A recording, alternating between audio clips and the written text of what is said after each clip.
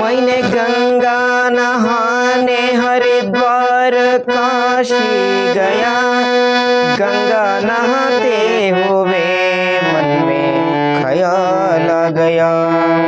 तन को धोया मगर मन को धोया नहीं, फिर गंगा नहाने से क्या फायदा।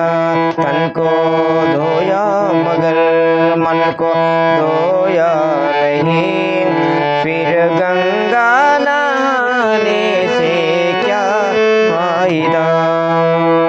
ಇದರಲ್ಲಿ ಇಷ್ಟೇ, ತನ್ ಕೋ ಧೋಯಾ ಮಗರ್ ಮನ್ ಕೋ ಧೋಯಾ ನಹಿ, ಫಿರ್ ಗಂಗಾ ನಹಾನೆ ಸೆ ಕ್ಯಾ ಫಾಯ್ದಾ. ನಾವು ನಮ್ಮ ಭಾರತ ದೇಶದಲ್ಲಿರ್ತಕ್ಕಂಥ ಎಲ್ಲ ಪುಣ್ಯಕ್ಷೇತ್ರಗಳಿಗೆ ಹೋಗಿ ಅಲ್ಲಿರ್ತಕ್ಕಂಥ ಪುಣ್ಯ ನದಿಗಳು ಗಂಗಾ, ಯಮುನಾ, ಗೋದಾವರಿ, ಕಾವೇರಿ, ನರ್ಮದಾ, ಸಿಂಧು ಇಂಥ ಒಂದು ಪುಣ್ಯ ನದಿಗಳಲ್ಲಿ ಹೋಗಿ ಸ್ನಾನ ಮಾಡ್ತೀವಿ. ಹೇಗೆ ಸ್ನಾನ ಮಾಡ್ತೀವಿ? ಮ್ಯಾಲಿನ ಚರ್ಮ ಅಷ್ಟೇ ತೊಳ್ಕೊತೀವಿ. ನಮಗೆ ಅಡ್ಡಿರ್ತಕ್ಕಂಥ ಈ ಧೂಳು, ಈ ಬೆವರು ಅಷ್ಟೇ ಮಾತ್ರ ಸ್ವಚ್ಛ ಆಗಿರ್ತದೆ. ಆದರೆ ಒಳಗಿರ್ತಕ್ಕಂಥ ಮನಸ್ಸು ತೊಳೆಯಲ್ಲ, ಮನಸ್ಸಿನೊಳಗಿರ್ತಕ್ಕಂಥ ಹೊಲಸು ತೊಳೆಯಲ್ಲ. ಇದರಿಂದ ಯಾವ ದೇವಸ್ಥಾನಕ್ಕೆ ಹೋದ್ರೇನೋ, ಯಾವ ಪುಣ್ಯ ನದಿಗಳಲ್ಲಿ ಸ್ನಾನ ಮಾಡಿದರೂ ಏನು ಪ್ರಯೋಜನವಿಲ್ಲ. ತೊಳಿಬೇಕಾಗಿದ್ದು ಏನು?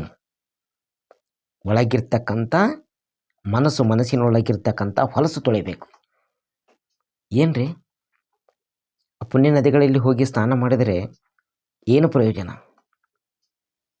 ಒಳಗೆ ಹೊಲಸಿಟ್ಕೊಂಡು ಯಾವ ದೇವಸ್ಥಾನಕ್ಕೆ ಹೋದ್ರೂ, ಯಾವ ನದಿಗೆ ಹೋಗಿ ಮುಳುಗಿದರೂ ನಮ್ಮ ಪಾಪ ಪರಿಹಾರ ಆಗುವುದಿಲ್ಲ. ಆ ಪರಮಾತ್ಮನ ಕೃಪೆಗೆ ನಾವು ಪಾತ್ರರಾಗಲ್ಲ.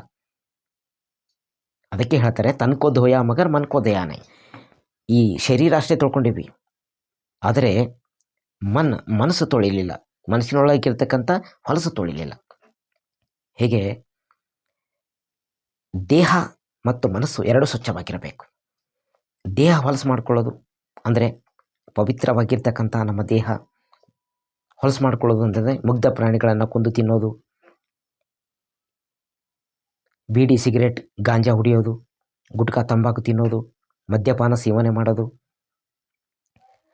ಪರಸ್ತ್ರೀಯರನ್ನು ಅನ್ಯ ದೃಷ್ಟಿಯಿಂದ ನೋಡೋದು, ವ್ಯಭಿಚಾರ ಮಾಡೋದು, ಹೀಗೆ ಪವಿತ್ರವಾಗಿರ್ತಕ್ಕಂಥ ನಮ್ಮ ದೇಹ ಹೊಲಸು ಮಾಡ್ಕೊಳ್ಳೋದು.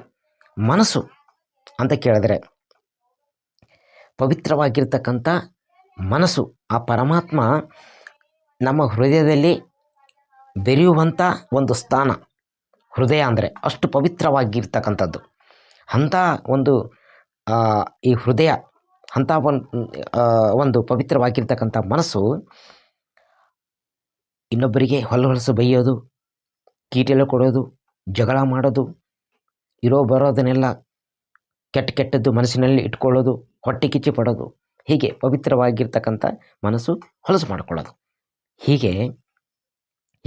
ಹೀಗಿದ್ದು ಹೊಲಸು ಆಗಿರ್ತಕ್ಕಂಥ ದೇಹ ಮತ್ತು ಮನಸ್ಸು, ನೀವು ಯಾವ ನದಿಗೆ ಹೋಗಿ, ಪುಣ್ಯ ನದಿಗೆ ಹೋಗಿ ಸ್ನಾನ ಮಾಡಿದರೂ ಏನು ಪ್ರಯೋಜನವಿಲ್ಲ. ಕುಂಭಮೇಳ ನಡೀತಕ್ಕಂಥ ಸ್ಥಳ ಪ್ರಯಾಗ್ರಾಜ್, ಅಲ್ಲಿ ಹೋಗಿ ಸ್ನಾನ ಮಾಡಿದರೂ ಏನು ಪ್ರಯೋಜನವಿಲ್ಲ. ಯಾಕಂತಂದರೆ ದೇಹ ಮತ್ತು ಮನಸ್ಸು ಸ್ವಚ್ಛವಾಗಿಟ್ಕೊಂಡು ನೀವು 3 ಹಳದಾಗಿ ಮುಳುಗ್ರಿ, ನೀವು ಪವಿತ್ರವಾಗ್ತೀರಿ.